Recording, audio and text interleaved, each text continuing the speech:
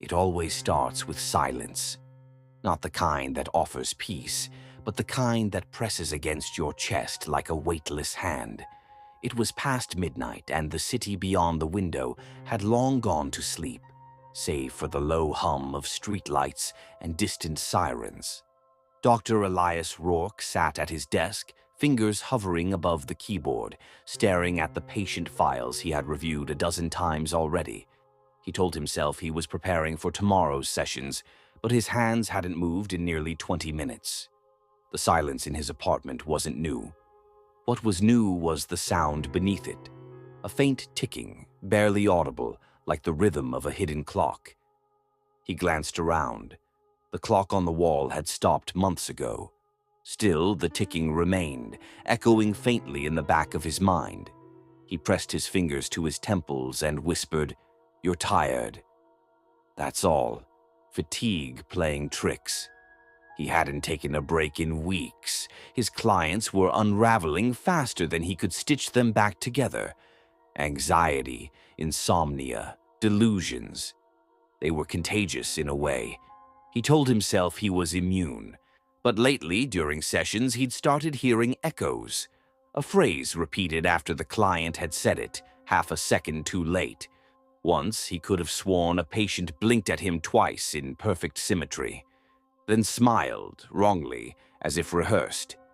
The ticking returned, louder now, but only when he sat still.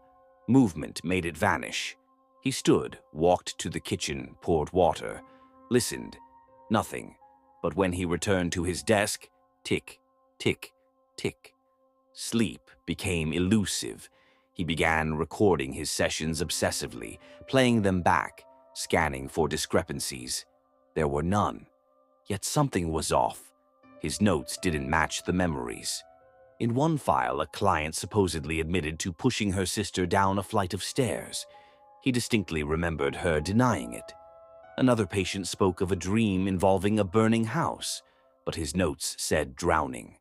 He rewrote them, convinced he'd made a mistake.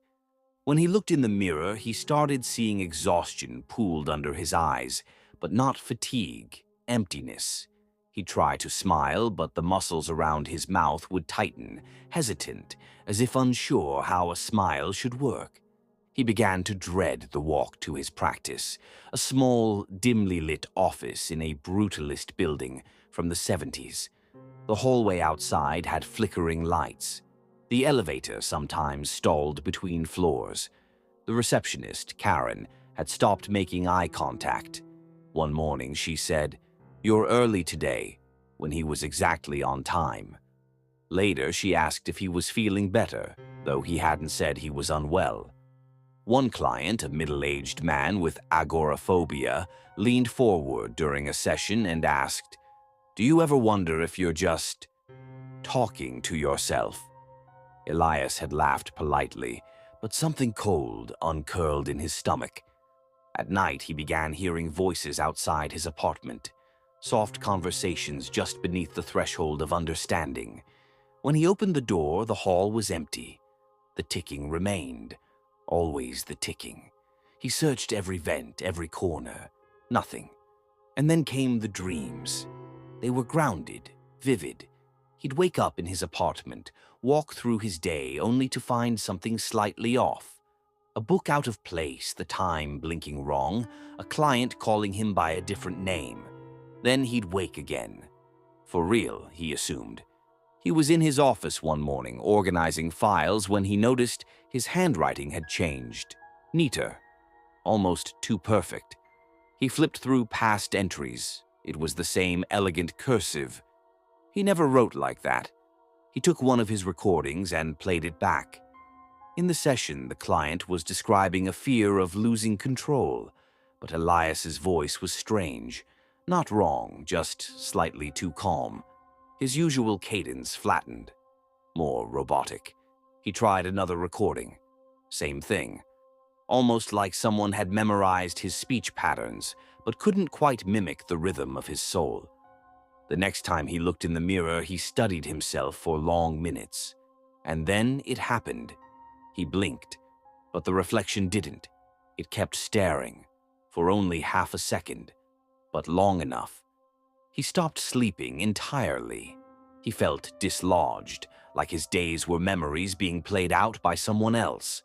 Sometimes he'd reach for his coffee and realize he was already holding it. He'd write a note and find it had already been written. On a particularly cold morning, Elias decided he would cancel all his appointments for the week. He needed time, space, sanity. But when he called his clients, they all seemed confused. One woman said, "But we met yesterday. You told me to keep the schedule." Another insisted they'd already rescheduled to the following week. One man said, "You called me this morning. You don't remember?" He checked his call history. He had called them. He didn't remember. He started keeping a diary, password protected, hidden on his desktop. He wrote down everything, every hour. He installed cameras in his apartment. They ran for 3 days before he reviewed the footage. On the second night at 3:17 a.m., he saw himself rise from bed, walk to the desk, and begin typing. Face blank, movements smooth, efficient. He wrote for exactly 18 minutes, then returned to bed.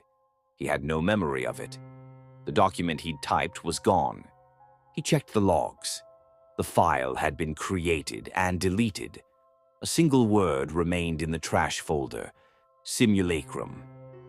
He left his apartment and stayed in a hotel, but the silence followed him. The ticking started again on the second night. He began losing time. Entire hours vanished. He called his sister and asked if they'd spoken recently. She said they'd talked 2 nights ago, but he remembered none of it. "You sounded different," she said carefully. "Polite, but off." He returned home and found the lights already on. His mail had been sorted. One of his therapy books lay open on the kitchen table, annotated in that same foreign cursive. The final straw came during a session with a longtime client, a woman he'd seen for years. She was crying about her divorce when she suddenly stopped, wiped her eyes, and said in a flat voice, "I know you're not really him." He froze. "Excuse me." She looked him dead in the eye. "You're different. Same voice, same mannerisms, but you don't feel the same." He closed his notebook. "We should reschedule." She nodded. "We already did. Twice." He watched her leave, then sat in silence for hours. When he rose to lock the door, he saw it was already bolted. The last page of his notebook was filled with writing he didn't recognize: notes, charts, patient insights. All accurate, all not his. The ticking had stopped, but in its place was the sound of breathing, slow, steady, just behind him. He turned. There was no one there. But on the mirror across the room, a sentence had been traced in condensation, though the air was still and dry. "You are the echo now.